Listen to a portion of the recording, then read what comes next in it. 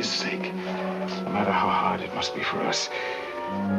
We've got to save him from all that now before it's too late. Oh, Ed, I don't know what you're talking about. Look here. It says, take thy son, Isaac, whom thou lovest, and get thee into the land of Moriah, and offer him there for a burnt offering upon one of the mountains which I will tell thee of. And Abraham rose up early in the morning and took Isaac his son and clave the wood for the burnt offering and went unto the place of which God had told him. Then on the third day Abraham lifted up his eyes and saw the place afar off. And they came to the place of which God had told him. And Abraham built an altar there and laid the wood in order and bound Isaac his son and laid him on the altar upon the wood. And Abraham stretched forth his hand and took the knife to slay his son. But Ed, you didn't read it all. God stopped Abraham. God was wrong. Bom, olá a todos. Esse é mais um Debate Soberano. Estamos aqui com a presença de Eric Moro. Dê um oi, Eric. E aí, tudo bom? Matheus Kerniski. Um oi, Matheus. Olá. Paluzão. Salve, rapaziada. Beleza. Então, hoje o filme vai ser Bigger Than Life, do Nicholas Ray. Eu esqueci o nome dele em português. Como é que é mesmo? Fala aí, o Delírio de Loucura, né? Exatamente. Um filme icônico do Nicholas Ray, com talvez uma das maiores atuações do James Mason. Talvez o filme James Masoniano por excelência. Eu acho que vai ser um assunto aqui, a performance do Mason. E para começar, já que infelizmente quem escolheu o filme nessa semana não pode participar, que é o grande maluco, vamos chamar aí o Eric Moro, acho que debutando no Debate Soberano, né? Com suas piras aí sobre o filme. Então o Eric pode dar o gatilho aí. Eu fiquei muito animado quando eu soube que vocês estavam pensando em falar sobre esse filme, porque eu já tinha revisto ele recentemente e as questões que pulularam dele nessa última revisão não foram poucas, sabe? Claro que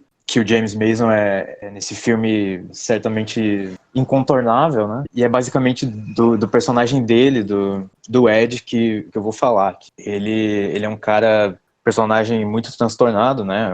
O pai de família e tal, pressionado para dar sustento para a família e tal, e ele arranja esse trabalho, esse bico no radiotáxi e tal, depois do horário de trabalho como professor. E uma série de frustrações decorrentes não só do modo de vida que ele optou por tomar, mas também por isso, acabam aparecendo para ele. E isso acaba aparecendo para a gente em cena de um jeito muito contundente, né, na forma de uma doença incurável, uma doença misteriosa e incurável e tal. Ele se depara com esse tratamento experimental para essa inflamação no coração, e isso faz com que ele tenha esses efeitos colaterais muito exacerbados, que é onde entra o delírio de loucura, ou o delírio de grandeza que o título original menciona. Na linha geral do filme, percebe-se que a partir do momento que ele começa a tomar remédio, pode-se dizer que ele cria essa persona para ele de um cara super controlador e tal, mas talvez a coisa mais foda do filme é perceber como isso já estava no personagem já muito antes de qualquer outra coisa, porque ele desde o começo ele se apresenta como um cara inconformado, completamente inconformado, e isso vai levar ele a sempre buscar um paralelo ficcional para as coisas. No começo do filme, ele dá um jantar na casa dele com a esposa e alguns amigos, e a esposa começa a desconfiar dele, porque até então ele não diz nada para a família que ele está tendo esse outro emprego, né? Começa a ter esse tom de desconfiança, e como se ele quisesse levar ele, o James Mason, né, o personagem dele, e o Nicholas Ray, eles acham essa solução brilhante, que o cara vai seguindo a esposa conforme ela está arrumando as coisas do jantar e vai apagando todas as luzes, ele vai se escondendo nas luzes de casa. E a esposa olha para ele de um jeito, talvez se perguntando tanto quanto o próprio espectador se pergunta numa primeira vista do filme, sabe? Por que esse cara tá querendo esconder essas coisas, sabe? Qual que é a conduta desse cara que é tão sombrio? Por que ele fica querendo se esconder nas sombras, assim, em um momento de tanta frontalidade, um momento que exigiria tanta frontalidade, né, como esse? O Ray sabe configurar isso muito bem com espaço em scope, né?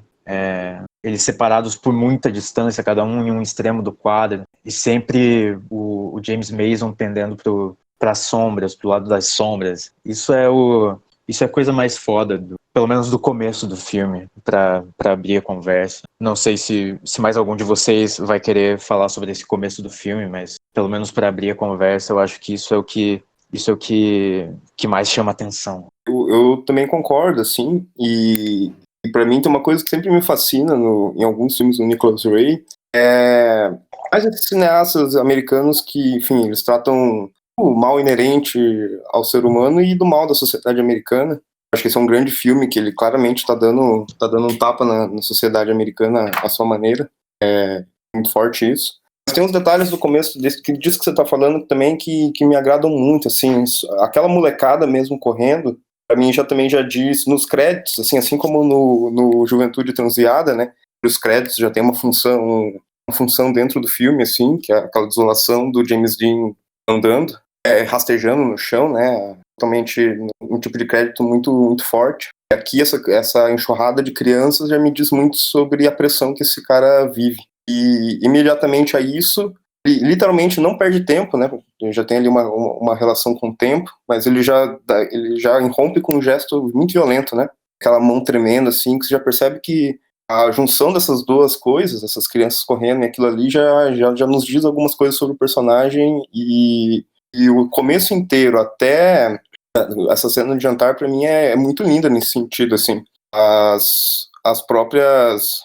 a confusão ali de comunicação entre os dois, né, porque ela também, ela na real desconfia que é uma amante, né, depois ela fala mais abertamente sobre isso no hospital, mas numa caminhada tão fluida, né, ele chega, eles vão conversando e como uma cena que poderia ser tão protocolar já vira uma cena com muitos abismos, né, ela né, se pergunta, ela joga uma série de frases ali, e a forma como ele vai caminhando nessa casa americana supostamente tão perfeita, mas que, enfim, como você mesmo disse, já tem essa escuridão latente, eu acho fantástico. Pode retomar a figura aí do James Mason, que para mim acho que, contando, claro, falando das questões do Nicholas Ray mesmo, né? Eu acho que muitos dos temas do Nicholas Ray estão tratados ali de uma maneira perfeita. Esse homem infantilizado, né? Que não sabe lidar com essas pressões da vida adulta e quebra. Esse homem que chora, né? Mas acho que me chamou a atenção mesmo no filme foi essa centralização na figura essa centralização na figura do Mason, assim, eu acho que é uma figura muito interessante, assim. Falando um pouco da minha experiência com ele, né, eu conheci, eu acho, como quase todo mundo, pelo Lolita do Kubrick. E eu lembro de achar uma má atuação quando eu vi o Lolita. De achar uma atuação muito forçada, muito, muito canestra. E, enfim, é um ator daqueles atores americanos que você tem que, hollywoodianos mais especificamente, que você tem que realmente dominar, assim, não é um ator que vem facilmente, assim, é um ator que você tem que saber ver, né, saber entender os meandros dele. E eu acho que no Bigger Than Life, ele encontrou, no cinema do Nicholas Ray, nos temas do Nicholas Ray, ele encontrou o suporte perfeito pro tipo de palco que ele precisa para render o seu máximo. É interessante que os dois filmes anteriores dele já são meio que uma alavanca pro Bigger Than Life. Os dois filmes anteriores são o A Star is Born, Nasce uma Estrela, do Cukor, segunda versão, e o 20 Mil Léguas Submarinas, do Fleischer. E são dois filmes em que você tem o Nasce uma Estrela, um estudo sobre essa decadência humana, sobre um cara que não consegue controlar seus vícios, não consegue controlar seus impulsos e fenece por conta disso. E o 20 Mil Léguas Submarinas, um filme sobre obsessão, filme sobre um homem obcecado com com um empreendimento grandioso. É interessante que no Bigger Than Life a gente tem em conta dessas duas coisas. Um homem que cede sob a pressão de seus impulsos incontroláveis, né, essas coisas que ele tentava esconder e tentava recalcar, e junto a isso uma obsessão de um empreendimento grandioso. E é interessante que o Ray é bem preciso, né, em como ele vai tratar isso, porque é muito esse modus operandi de quem tem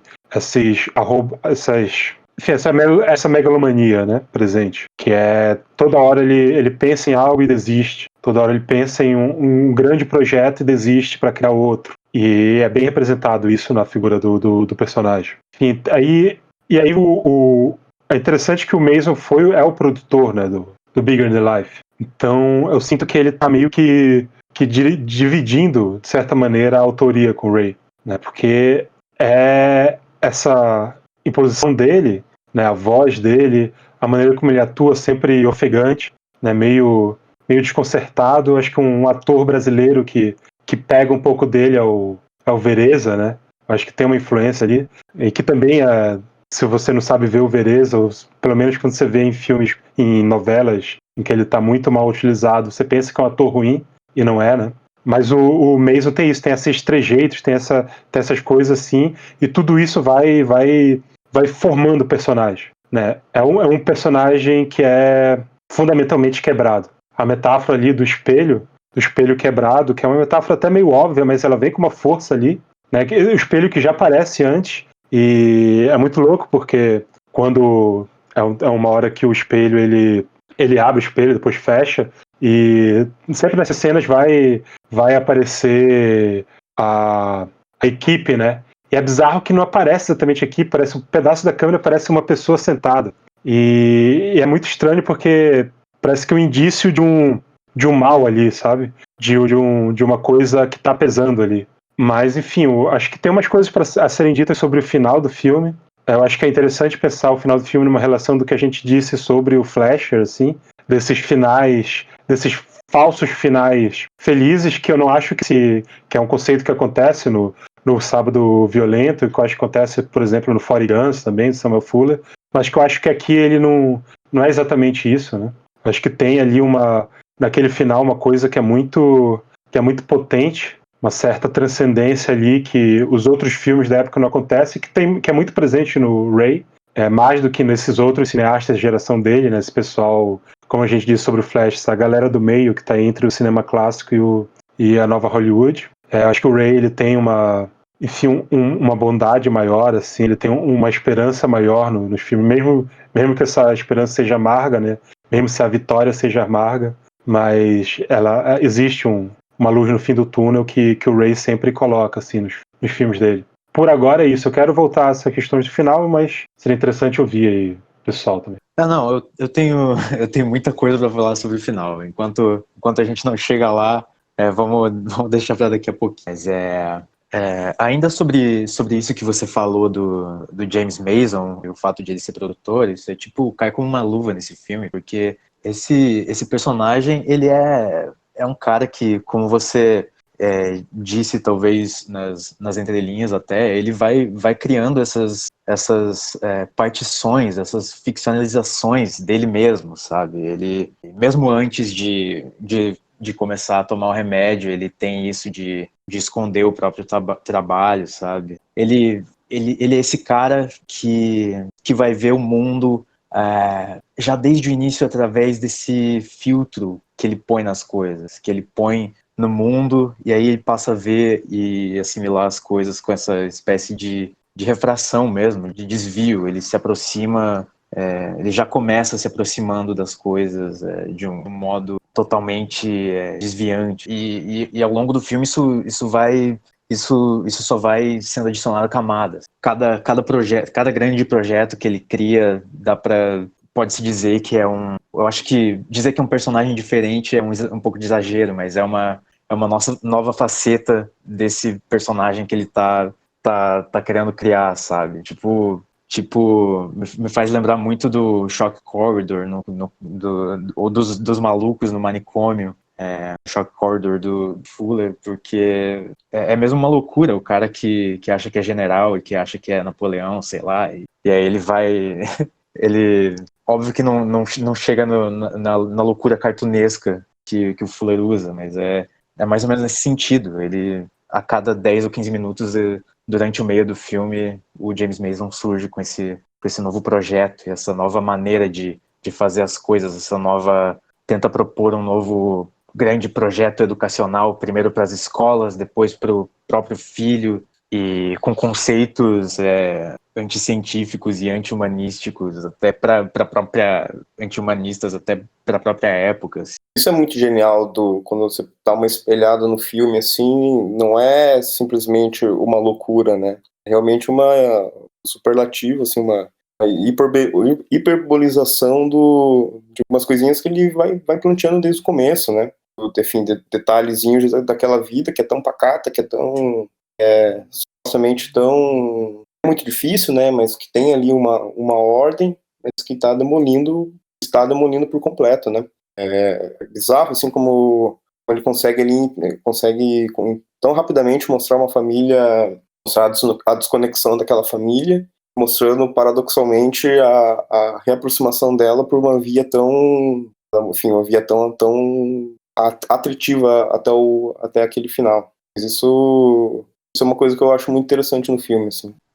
E também tem isso, né, de tipo, de estar transparecendo na personagem dele, principalmente no começo do filme, esse cansaço. Ele é um rosto do cansaço, foi acometido por uma espécie de fadiga existencial, física, que tá, tipo, muito no limite. Ali, já no começo, ele já tá tomado por uma espécie de priorização um tipo de orgulho para prover as coisas para a própria família, e obviamente isso é um motivo nobre, mas as consequências para você fechar os olhos para todas as outras coisas não precisa ir muito longe para você ver que as consequências desse ato acabam sendo desnecessárias, né, muito evitáveis. Eu acho que tem uma virilidade ali quebrada ali no início do filme, né?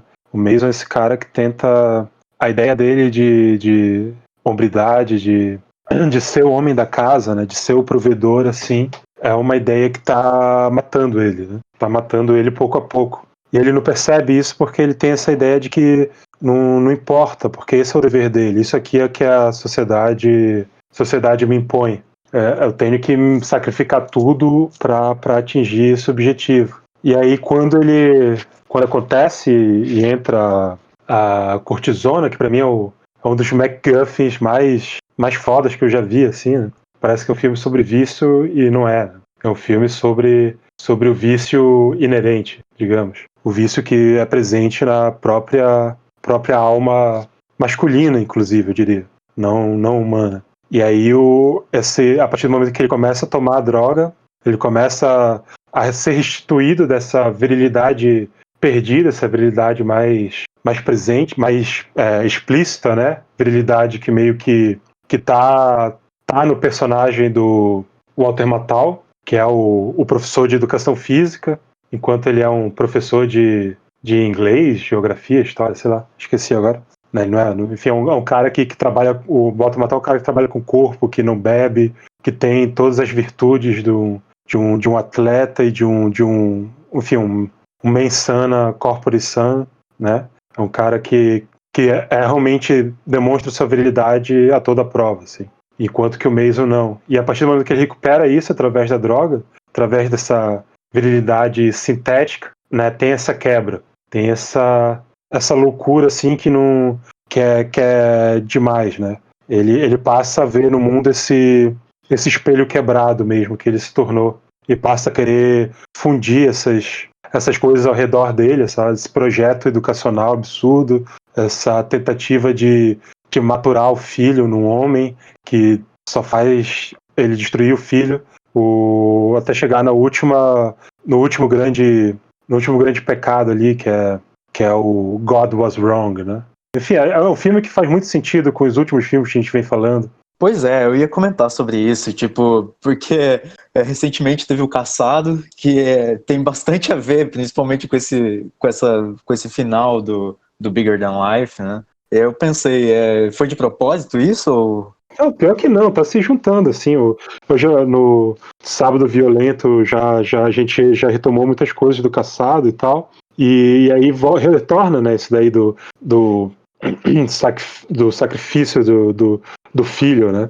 Do sacrifício de Isaac. Enfim, só que aí a mulher fala, não, mas no fim Deus salvou Isaac. Aí o Mason diz, oh, God was wrong, Deus estava errado. Né? Então há uns momentos ali de total loucura mesmo, total perda de chão, assim.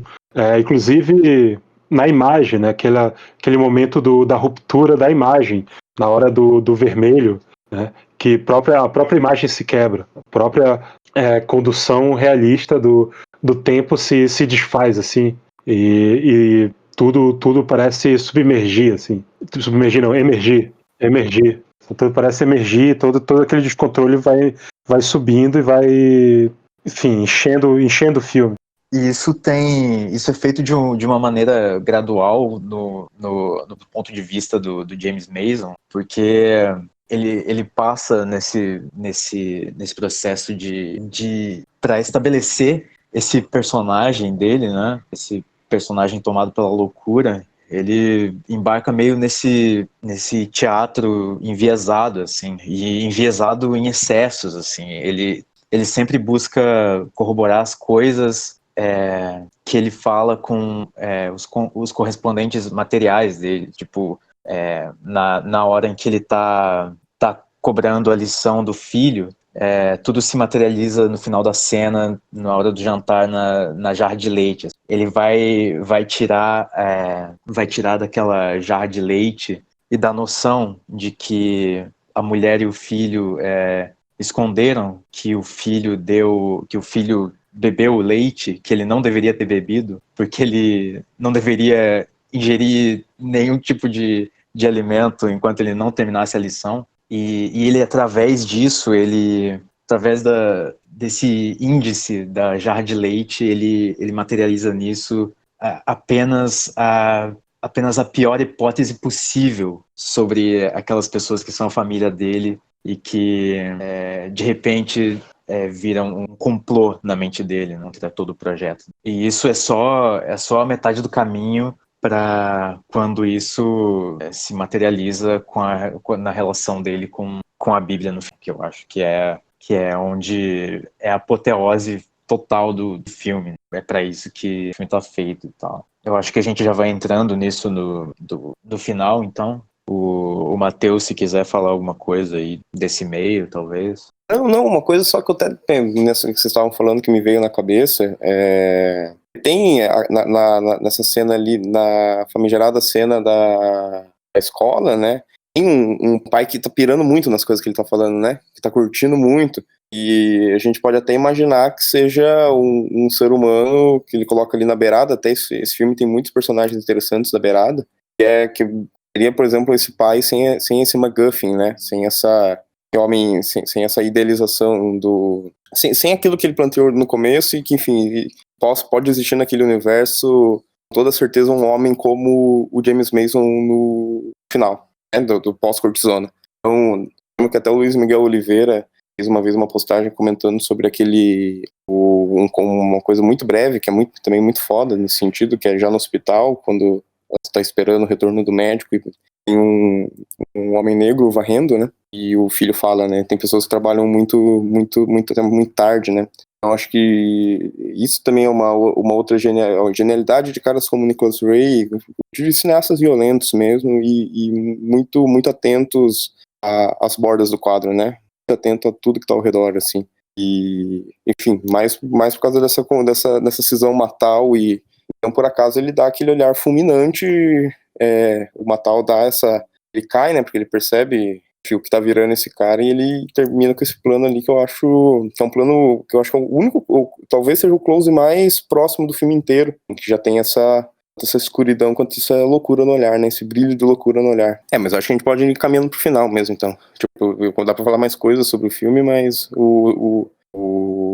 tem interesse em também, porque eu acho que todos compartilham desse sentimento, enfim, tem ali realmente essa transcendência, tem um fechamento que uma obra como essa pede, mas que subterraneamente é uma coisa extremamente pesada e dura, né? Eles vão ter que viver oscilando pro resto da vida enfim, se não aparecer algo do gênero.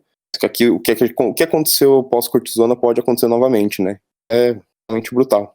Tem uma volta do controle ali da esposa, né? O médico fala pra ela, agora é você que vai cuidar das doses dele e é você que vai prestar atenção nisso. Então, ao mesmo tempo, tem um círculo completo nesse processo de infantilização do Mason, né? Ele, de certa forma, volta a ser criança. Mas eu acho que o final em si, né? Aquele plano milagroso ali do fim, eu acho que ele tem outras coisas, assim. Acho que o Eric pode começar comentando e a gente vai seguindo. Não, eu queria falar um pouco sobre ligar a questão de que o James Mason começa a enxergar na matéria, nas coisas materiais, e ele aplica uma certa lógica onde ele só repercute disso que ele está vendo, que ele está vivenciando, da experiência dele, só repercute em meias verdades. E isso se torna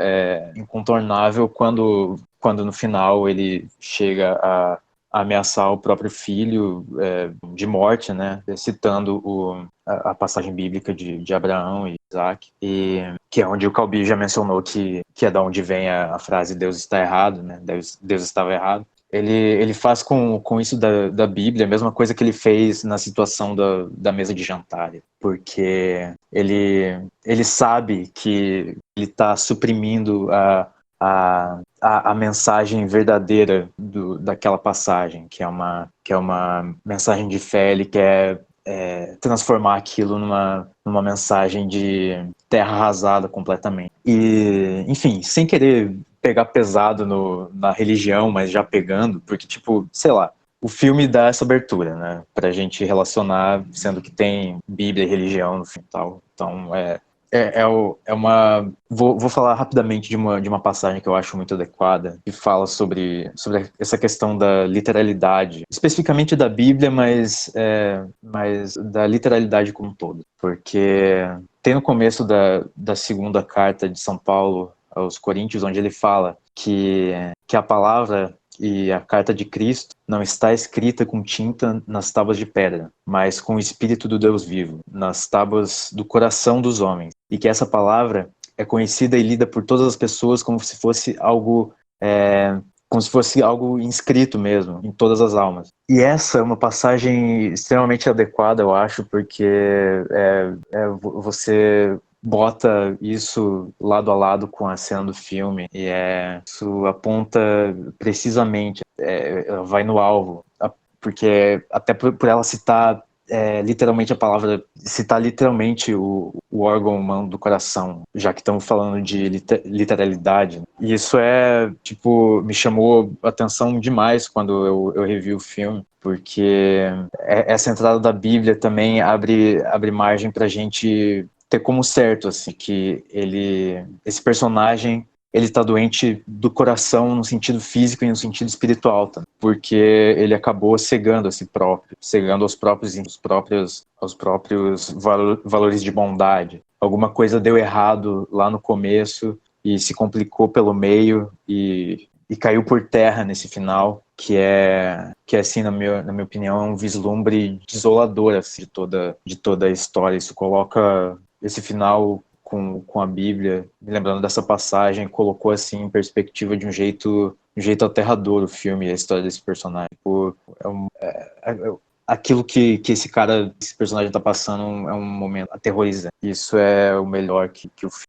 A gente fala também, quero saber mais de vocês dois, enfim. A gente fala também muito, muito do Mason, e uma coisa também nessa revisão que me ficou muito forte é o personagem da Chloe, né, o nome dela. Da mulher, assim, sobretudo nesse momento onde ela faz um contraponto muito forte a ele, assim, a cena dela próximo ali do fim, conversando, acho que é com o médico, né? Fugiu exatamente se é com ele, mas num filme que é tão conduzido por ele, os momentos em que ele para nela e ela dentro desse mundo aí que você viu agora, genialmente, assim, que é, enfim, da desolação dessa história, os rompantes dela, que, enfim, acho que vai muito mais além do que um simples maniqueísmo, assim, mas que já na origem toda a intervenção dela, sobretudo referente a ele, é muito impactante, né? O que ajuda a gente a entender muito bem esse final, que não é um final, justamente como o Calbi falou, essa cortiçona é um MacGuffin, né?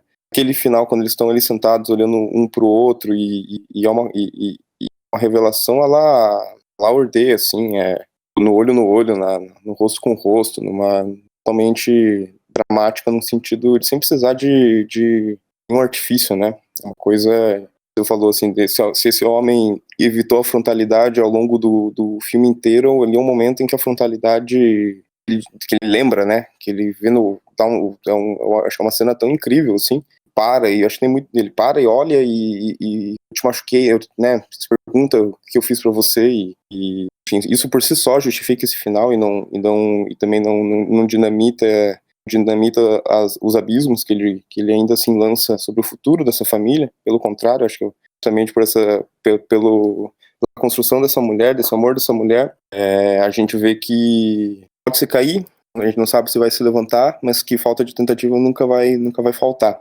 Isso eu acho incrível no personagem dela, mas eu queria saber se vocês têm alguma coisa também dela.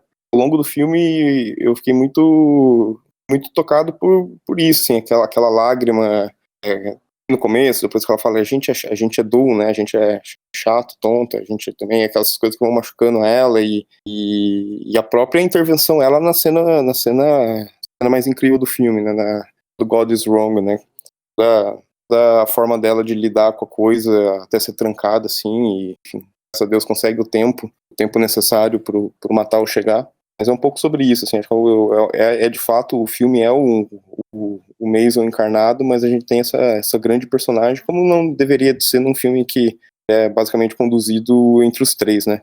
Sobre ela, sim, acho que engraçado, eu tava vendo o filme, tava vendo muito um outro filme na cabeça, que eu vi agora, inclusive, é do mesmo ano desse, que é um filme que meio que funciona numa chave oposta, no sentido de que ele se fixa em outro personagem. Mas me lembrou muito por conta da relação que o Mason vai estabelecendo com o filho dele, né? Que é o Tea and Sympathy, do Minelli. Também é um filme de 56. E também é um filme, se no Bigger Than Life é um filme sobre um homem que tem essa virilidade artificial conduzindo ele, e ele tentando se mostrar de novo, tal qual uma criança, né, perante o mundo, se mostrar o seu valor através dessa força bruta, né, das ideias, de se colocar enquanto homem.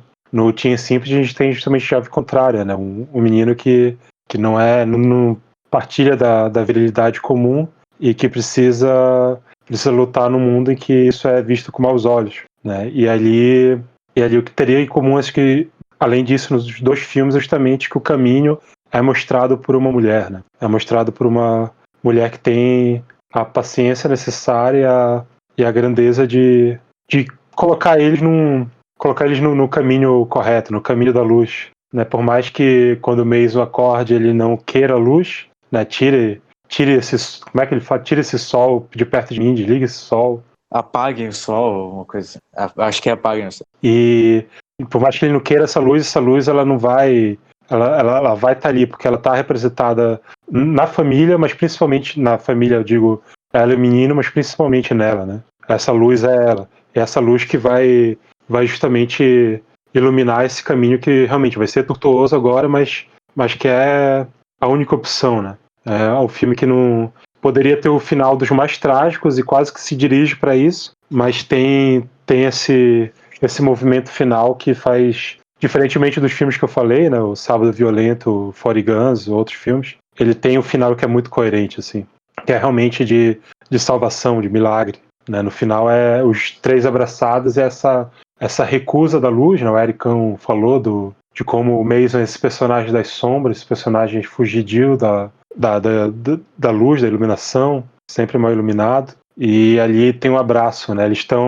O quarto tá escuro, mas eles estão no único ponto de luz possível, né? Eles estão, né? E é bem um foco de luz neles mesmo. Há uma esperança ali. Sim, tanto que ele é bem forte em todas essas cenas, assim, no jogo de luz de janelas que ele joga. No primeiro dado momento, eles estão ali bem... Quando ele tá ali de costas, assim, é o primeiro plano que mostra algo mais coletivo de todos. Eles estão, tanto ela quanto ele, estão apagados, assim, um pouco atrás do doutor, enquanto, enfim, ele tá nesse movimento, assim, até chegar nessa luz que até o próprio Mason ali tá evadindo, né?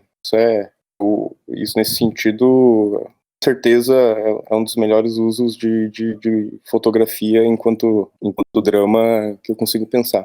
Não, e é louco isso, porque a gente falou bastante no filme do Flash sobre o scope, né, a utilização do scope no Flash, e acho que o Ray ele utiliza o scope de uma maneira magnífica também. Acho que não tão radical quanto o Flash, no sentido de a encenação em plano sequência e tal, apesar de ter bastante ainda aqui, mas é o formato propício. Mas o que eu fico fascinado, né, que o scope ele meio que nasce para essa espetacularização mesmo do cinema, né? Espetacularização dos movimentos, da grandiosidade do filme épico, né? Nasce ali o primeiro filme scope, o The Robe, é um manto sagrado, um filme bíblico, né? E aqui é muito louco que eles utilizaram para contar uma história pequeníssima, assim, né? História de 3 pessoas, basicamente. E toda passada em interiores, assim. Não, mas mesmo assim tem uns usos do scope assim que são muito inventivos, né, para esse drama pequeno, esse drama psicológico fudido que tem, sabe, nos interiores. Tipo, talvez um dos planos que mais tenha me chamado a atenção na revisão foi um plano até de certa forma corriqueiro, assim, que é da primeira vez que ele acorda no hospital. E é um plano fixo, assim, não tem nenhum corte de diálogo, de plano contra plano, nem nada, só tipo o médico conversando no lado esquerdo do quadro, e aí a Barbara Rush, a esposa do James Mason, do lado oposto, e o James Mason deitado na cama, e o médico e a esposa estão de pé, né? E ele fica enquadrado, isso dá muito pouco espaço para ele, né, em quadro. Ele fica enquadrado muito pelo pescoço, assim. E o scope tem isso de que ele achata a parte mais inferior, assim, ele ficou tipo meio que ele fica quase que uma caricatura dele mesmo. O James Mason com todo aquele pathos dele mesmo, querendo aparecer, ele tipo tem que dar a ideia de que ele tá vivo, de que esse homem vai continuar vivendo, vai continuar com a família dele e tal, e vai continuar podendo trabalhar para fazer a família feliz e tal. E aí ele ri e ele conversa com a esposa num dado momento, que ele diz para os médicos que vai topar qualquer que seja a situação, que eles não têm segredos entre eles. E ele fica ali o tempo todo nesse plano contraído ali, esmagado embaixo. É impressionante, já tá ali sob essa pressão. Essa pressão não deixa ele, não alivia para ele em nenhum momento, quando aparentemente ele tá conseguindo se recuperar do susto que teve. Eu acho que é muito louco isso, porque o Ray ele era meio como visto como na defesa dele pelos franceses, né? Era muito uma noção de um cara meio bruto tecnicamente, mas com um coração muito grande, né? E talvez isso seja até um pouco verdade nos primeiros filmes, mas eu acho que nesse momento, quando ele faz esses filmes em scope, o Juventude Transviada e tal, você vê realmente um amadurecimento técnico dele, um amadurecimento narrativo dele absurdo, assim. É muito sofisticado. Essa cena que tu falou especificamente é realmente uma cena bem, bem sofisticada, assim, em termos de encenação, né? Eu tava essas questões dos espelhos também. Eu falei aqui da cena em que aparece, eu não sei se é o próprio Ray, mas aparece alguém da equipe no espelho do banheiro. Mas eu tinha esquecido de umas cenas centrais do filme, né? Que é a cena do filho na cômoda, com o espelho lá procurando a cortisona do pai pra jogar fora, pra roubar, sei lá. E que é o que desencadeia a loucura final e a loucura mais forte do filme, né? E que é uma encenação absurda, assim. Não tem nenhuma utilização muito virtuosa, assim, do scope, mas a maneira como ela se dá, tipo, ele tá mexendo lá e ele mexe no espelho de cima da cômoda e muda o espelho de posição e continua mexendo nas gavetas até que uma hora ele bate de novo e o espelho volta para a posição inicial e tá o rosto do James Mason ali. Então é uma cena de sofisticação de mise-en-scène, de encenação absurda, assim, com algo muito simples, né? Com a mudança do posicionamento de um objeto e é isso, assim. Foram as duas cenas que fizeram o filme ganhar o título de Derrière le Miroir, né? Sim, claro. É bem isso, né? Realmente é atrás do espelho. Né? O que existe atrás do espelho, o que existe na alma humana atrás do espelho. Quão longe e quão nas trevas a gente consegue ir, assim. E é muito louco colocar o filho e o pai, né? O pai enquanto espelho do filho, né? Todo o significado dessa cena é animal, assim. Uma coisa que eu fiquei notando, mas nada mais também se vocês tenham também algo a dizer sobre isso, assim, a profusão de quadros, quando eu digo quadros mesmo, assim, de outros países dentro daquela casa é uma coisa que me intriga, assim. Não sei qual que foi muito a ideia por trás disso tudo, mas eu acho que claramente tem a ver com esse confinamento deles, né? Pode ter a ver com o momento, toda essa virada dele. Agora a gente vai sair muito, agora a gente vai sair porque ele é um homem que nunca sai de casa, né? Ele é um homem que evita, sempre tá protelando as coisas com os amigos, etc. E não necessariamente para ficar com a família, né? Que é o que tá a gente poderia subentender que tem na Gênesis. Mas enfim, acho que acho que quase todos os quadros da casa, até uma hora o diretor da escola até comenta, né, quando ele tá saindo, faz um comentário sobre um ali. Enfim, não sei se vocês têm também algo a dizer sobre isso, que eu fiquei... Foi uma coisa que ficou me intrigando na cabeça, assim. Não tem grandes superinterpretações, mas é uma coisa tão recorrente que não tem como não ser notada. Não, pior que eu não prestei atenção nisso, não. Interessante. Não me toquei mesmo. Também outra coisa muito interessante dele é que ele tem de trabalhar dentro de um espaço tão exíguo, né? Plantear também alguma coisa com isso daí. E só um detalhe que eu também me lembrei, tá falando de filmes do mesmo ano, né? Esse menininho tá no O Homem que Sabia Demais, né? E também tá em situação de morte, né?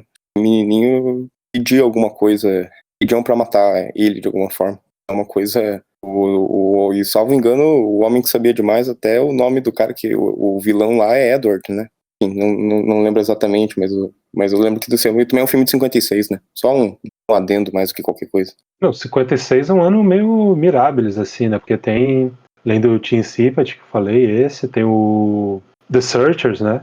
56 tem Beyond a Reasonable Doubt, que é outra porrada, sem deixar pedra sobre pedra. Também um filme que leva o ser humano ao extremo da alma, né? Extremo da dubiedade do ser humano. Um ano muito radical mesmo. Eu acho que é aí que nasceu mesmo uma coisa... onde onde tem uma coisa de cinema moderno que claramente quem tava vendo ali do outro lado, ali na Europa, tava ficando fascinado com o que esses americanos estavam fazendo, né? Mas os quadros, pra mim, é um negócio que me chamou muita atenção. Eu tava vendo pela primeira vez ontem, né? Mas logo no comecinho ali, naquele primeiro jantar mesmo na despedida, se falou isso, já que algum dos caras comenta da escola. Mas ele fala, assim, mais um desses, é o comentário dele, assim, tipo, que parece que o cara, eu não lembro quem, talvez seja o próprio Matal. É o diretor. Aí, tipo, os caras sabem, assim, que ele não sai de casa, que ele não faz porra nenhuma, que ele, tipo, ele tava dando desculpa pra não fazer outra coisa, tipo, pra família, e de repente ele tá dando desculpa pros amigos que querem também trazer um piá que é ir pescar com eles, entendeu? Aquela coisa. O negócio é que assim, aquela loucura a rotina insana de trabalho do cara no começo, ela existe, assim, É por isso que ele renega o lazer e essa socialização básica com a família e com os amigos. E também, enfim, ele trabalha não para sustentar o básico da família, mas para ter esse tipo de detalhe assim, de uma viagem que não ocorreu, né? É uma coleção de experiências que ele não teve, é uma coleção do mundo lá fora que não existe ali naquela casa, né? Aquela casa realmente é um mundo isolado enquanto cada um faz o seu papel, né? E a mãe, principalmente, está no limite de tentar fazer o papel dela como boa esposa e boa mãe e não enlouquecer, né? E não ser tomada por aquela loucura, não deixar que a loucura tome conta daquela casa e da família, que elimine o futuro deles, né? Ou um futuro de uma sociedade decente. O James Mason quer afundar nisso, né? O James Mason, a gente vê que, óbvio, vocês falaram já que a droga que ele toma, o remédio que ele toma é um MacGuffin só, né? É algo que acelera essa Catalisador, né? explosão niilista dele. Essa explosão. É um catalisador para uma coisa que é uma poluição espontânea. Então, ele é bem eu entendo perfeitamente que o Hooper é tão fã, assim, que ele parece realmente o Brad Dourif, que parece que em algum momento ele vai explodir em chamas, ele vai virar uma coisa só, e quer consumir a corrupção do mundo, sendo que ele é parte integral daquilo, né? O negócio é que, tipo, esse sinal esse crescente isolamento, esse desejo de tomar controle do mundo e de intelectualizar o mundo que é natural, de idealizar essa vida em sociedade e uma evolução civilizacional que é impossível, tá ali já nesse detalhezinho dos quadros. E realmente aquela bandeira de Roma num dos quartos, sei lá, que eu não lembro qual que é, mas eu lembro um bem claro com um piazinho na frente, não lembro agora em que momento do filme, mas me chamava muita atenção, assim, que é esses sinais dessa vida que não é possível, assim, de um contato com o mundo exterior que o James Mason abstrai por completo. Assim. Acho muito foda esse detalhe. São os primeiros passos, né? Tipo, é tudo é na base da catalisação mesmo. O primeiro passo é comprar pôster de uma viagem, de um lugar para você não fez uma viagem. O próximo passo é passar cheque sem fundo, para comprar vestidos e alfaiataria para a família e tal. É tudo tudo no mesmo diapasão, né? Só extensões diferentes da mesma coisa que já tava lá no cara. E eu também tava lembrando de, querendo ou não, uma coisa que o Calbi falou, que acho que falou até um pouco antes do Matal, assim, quando fez esse contraponto, assim, no fundo ele tem uma inveja do Matal da autossuficiência, né? Tipo, com quem que você vai levar? Vou levar eu mesmo. E, não, leva a Pat Wade. Essa série de coisas que acho que não só faz o cara ter, não é necessariamente uma inveja, mas é um detalhe de como que esse homem tem essa tranquilidade e eu não tenho, né? E só uma coisa que eu também tinha pensado, assim, que também eu acho que é meio do Nicholas Ray, assim, uma coisa desoladora que eu tenho, que o In a Lonely Place traz é que, enfim, mais do que ter matado ou não, ele poderia ter matado, né? No final, o personagem do Bogart, assim. E eu gosto muito, de alguma forma, como ele vai trabalhando esse tipo de questão aqui, né? Aqui de alguma forma, dialoga também com isso, né? Sim, no fim das contas é tudo a questão do que você vai colocar ao alcance do teu personagem, da tua história, né? Essa parece ser a questão, tipo, a maldade tá na materialização do gesto que acabou não sendo feito, ou no fato de que ele estava tão ao alcance que a inação foi um mero detalhe. Isso é uma coisa que, na última vez que eu revi o In a Lonely Place, eu fiquei pensando bastante. O mais radical aqui é que, se no final do In a Lonely Place saber a verdade, você olhar pro escuro, olhar no fundo dos olhos aquela escuridão que a pessoa tenta esconder e não consegue, faz a vida dos dois impossível, aqui é como essa família consegue e luta para viver junto, apesar dessa insanidade toda, dessa explosão de ressentimentos e uma frustração imensa com quem são essas pessoas, tipo, we are dull, né? No fim das contas, o que é o James Mason? Ele não quer aquilo que é mundano para nenhum deles. Ele tem uma certa Ele parece um escravo disso, ao mesmo tempo tem uma vergonha disso, assim, de ser tudo tão baixo às vezes. E é um filme que começa já nesse ponto de crise e a gente não sai dele, né? Por isso que talvez pareça um final tão esperançoso em contraste com A Lonely Place, que a gente vê pessoas que têm que conhecer o que o outro tem de pior e conviver com isso e lutar por isso. Lutar para que, apesar dessa sabedoria, apesar desse confronto, possa existir um futuro para essas pessoas e as pessoas juntas, né? Não simplesmente a vida, como o Eric falou, com essa vida que é resultado de uma doença do coração e do espírito, provavelmente. Que essa inquietação constante do James Mason é um cara que não só abstrai o mundo lá fora, esse contato com a humanidade mais, enfim, elementar, assim, mas falou também a abstração daquilo que é certo e errado em leis que ele decide o que ele vê e o que ele ignora de acordo com esse desejo de grandiosidade, com essa ambição tem qualquer direção que ele tenha, que é uma coisa, talvez um reflexo da própria sociedade lá fora, né? A gente tá vendo talvez essa abstração da família americana ali, com o próprio protestantismo muito exacerbado ali. Mas enfim, esse final você pega uma moral cristã e uma ideia cristã e leva ela ao ponto do niilismo. E isso tá, enfim, essa exaustão de grandes ideias no tal o filme todo, assim. O James Mason várias vezes ele tem uma lógica, ele faz questão de mostrar essa lógica. A gente, enfim, reconhece que alguma razão podia ter ali, mas é tudo tão incendiário, tão extremo que óbvio, chega num ponto que as coisas deixam de fazer sentido, né? Deixam de ter qualquer resultado minimamente positivo. É uma lógica quebrada, né? Como a do leite, que ele mostra logicamente que tinha um copo de leite faltando ali na jarra e por isso o filho dele não vai passar a noite sem jantar e, enfim, vai dizer que todo mundo mentiu para ele, né? Então a lógica está certa, mas as conclusões que ele tira são maléficas, né? São quebradas. Enfim, essa construção mesmo de um, sei lá, um tirano que acredita que o mundo vai girar em torno de si e vai tudo quebrar. Assim. A questão não é nem ele ser incapaz de admitir que está errado. Tipo, ele se voluntaria ali perto do final a admitir que está errado, contanto que a esposa se renda ao desejo dele de reconstruir a família de um jeito que ele acha o certo, sabe? Tipo, ele pega ela e fala, não, a gente pode... vamos admitir que a gente errou como família, que a gente ia recomeçar, sabe? Mas é que nem eu falei antes, isso só está acontecendo, ele só é capaz disso porque isso faz parte desse filtro com o qual ele vê o mundo.